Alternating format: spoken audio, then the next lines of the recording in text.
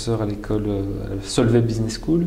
Alors vous m'expliquiez que dans plusieurs études récentes, on expliquait que la création nette d'emplois ne venait pratiquement plus des grandes entreprises, puisque là ça a plutôt tendance à diminuer, même pas des PME, contrairement à ce qu'on pense traditionnellement, puisque là effectivement on a de l'emploi qui se crée, mais aussi de l'emploi qui disparaît, donc ça s'annule finalement l'un l'autre.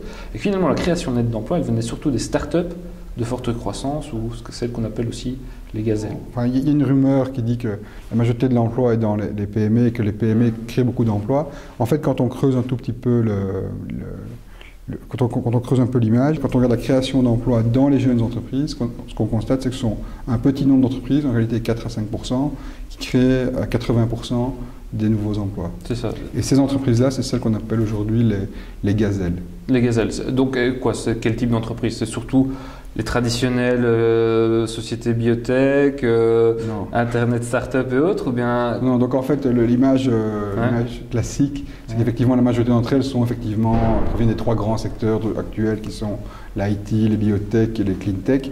En fait, il y en a évidemment là-dedans, mais on a énormément d'entreprises qui se développent très bien dans des activités de service. Donc on voit des sociétés d'intérim, de titres-service par exemple en Belgique, qui se développent très rapidement. On voit des concepts de commerce qui se développent très rapidement. On voit des concepts Horeca qui se développent très rapidement et qui représentent des pôles d'emploi extrêmement importants. Donc un exemple de gazelle belge que tout le monde connaît aujourd'hui bien en Belgique, c'est Exquis. Oui, donc qui propose l'alternative entre guillemets saine et écologique au fast-food. C'est ça.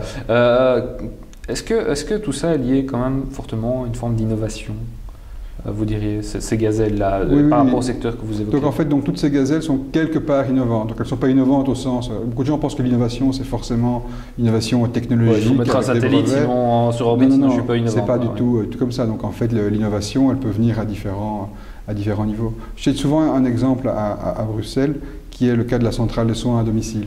Donc en fait, c'est une SBL qui a été créée il y a plus de 25 ans maintenant, sur base de l'idée que on gardait les gens trop longtemps dans les hôpitaux.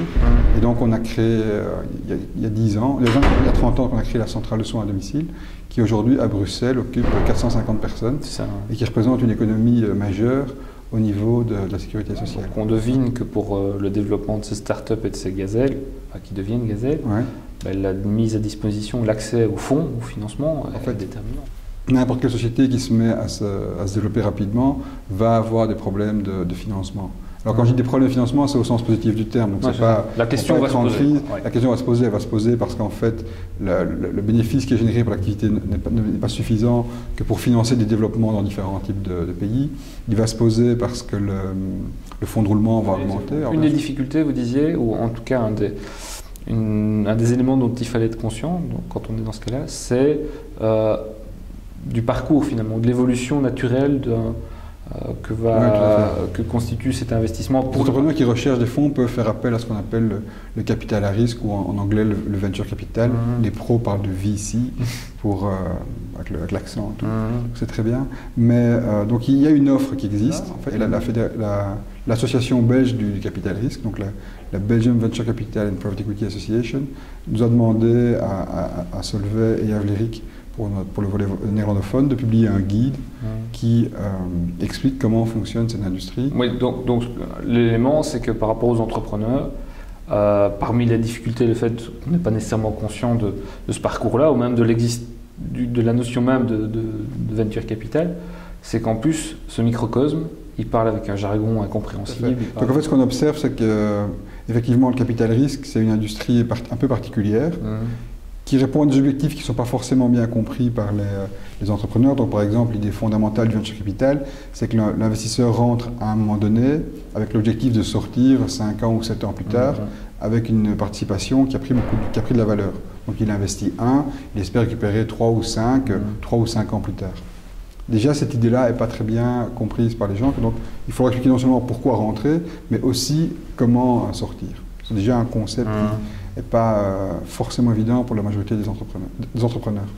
D'autre part, quand vous regardez comment fonctionne cette industrie, donc au niveau de des opérations quotidiennes, on constate qu'en fait elle est née dans les pays anglo-saxons et elle utilise abondamment, voire abuse d'un jargon qui fait que c'est quasiment incompréhensible. Donc on ne parle pas d'un analyste, on parle d'un investment manager, on ne parle pas d'une analyse du dossier, on parle d'une phase de due diligence, on ne parle pas d'une proposition d'accord, on parle d'une term sheet, on ne parle pas d'une stratégie de valorisation de la société, on parle d'une stratégie d'exit. Et donc tous ces éléments rendent évidemment la discussion un petit peu compliquée. En gros, c'était le capital risque expliqué au nul, quoi. Oui, c'est ça. Donc le nom de code du projet au départ, c'était le capital risque pour les nuls.